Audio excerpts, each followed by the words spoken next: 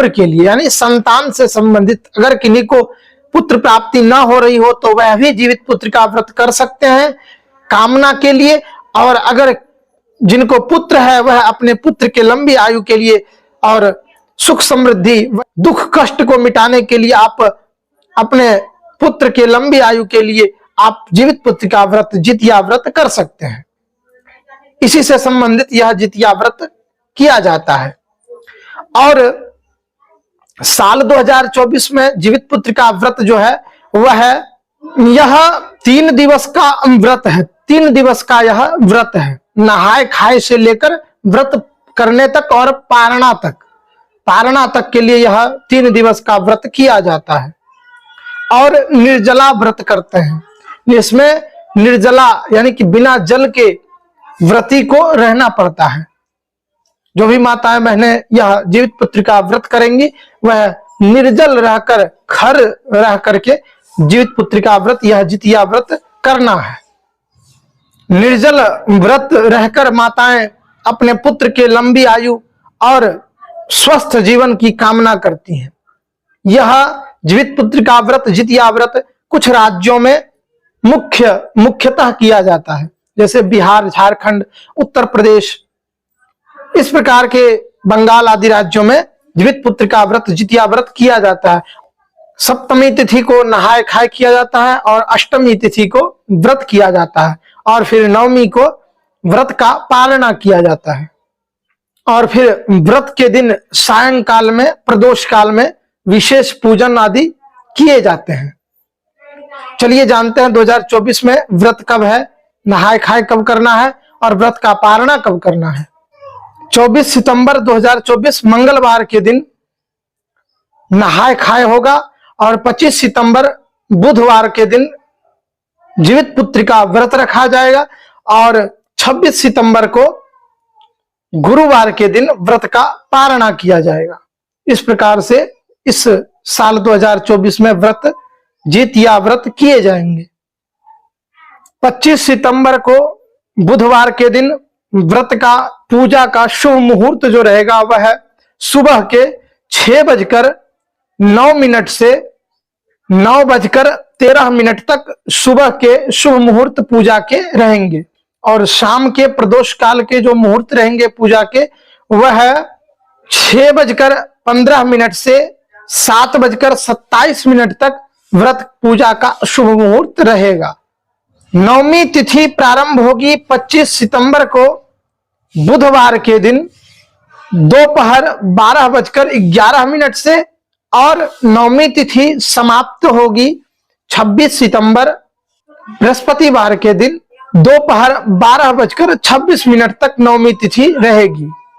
व्रत के दिन सूर्योदय सुबह 6:21 में होगा और सूर्यास्त शाम के 6:14 में सूर्यास्त होगा। व्रत पारणा का जो शुभ मुहूर्त रहेगा वह 26 सितंबर को बृहस्पतिवार के दिन गुरुवार के दिन सुबह के 6:22 से 8:14 तक व्रत पारणा का शुभ मुहूर्त रहेगा। इसी अंतराल में आपको व्रत का पारणा करना है। और अगर ब्रह्म मुहूर्त का व्रत पारणा मुहूर्त देखें तो 5:45 से 6:15 तक आप व्रत का पारणा कर सकते हैं। व्रत पारणा में आप मड़ुए की रोटी, गेहूं के आटे की लिट्टी, दूध, झिंगरी, झींगा, तोरई, इसकी सब्जी, दही, नौनी साग, देसी मटर, करई, अरबी की सब्जी, पोई की साग, पोई के साग के पकोड़े, काशी फल की सब्जी और खीरे का रायता और भी इस प्रकार के व्यंजन आप बना करके आप उससे व्रत का पारणा कर सकते हैं। इस प्रकार से व्रत पारणा आपको करना है।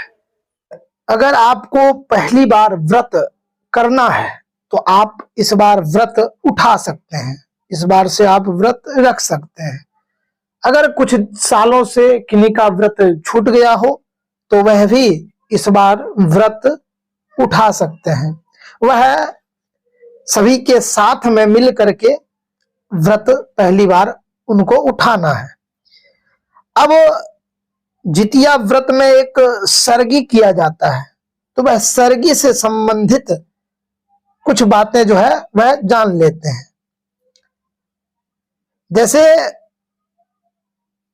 जिनकी सास नहीं है उनको दान करना है, और जिनकी सास है वह नहाए खाए के दान में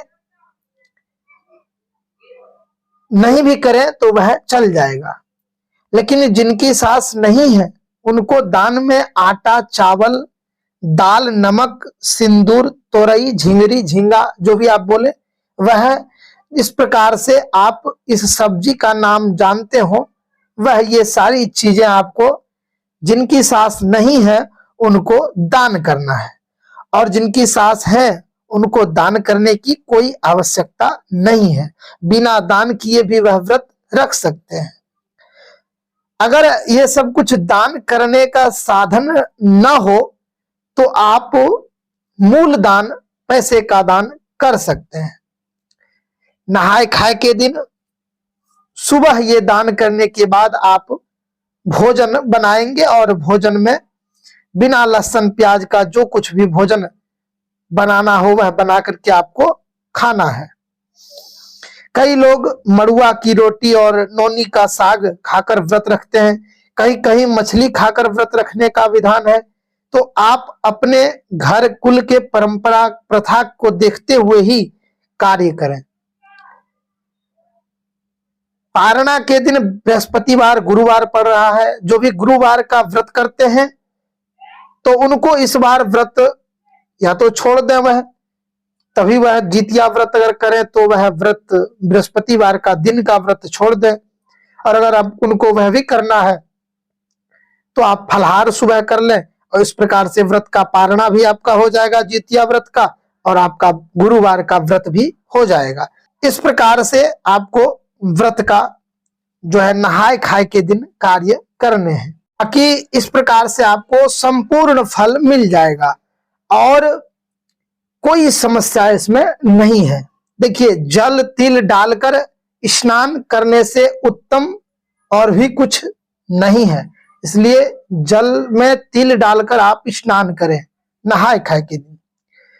अच्छा, व्रत का संपूर्ण फल आपको लेने के लिए निर्जल रहना बहुत जरूरी है, इसलिए निर्जल रहने का प्रयास करें।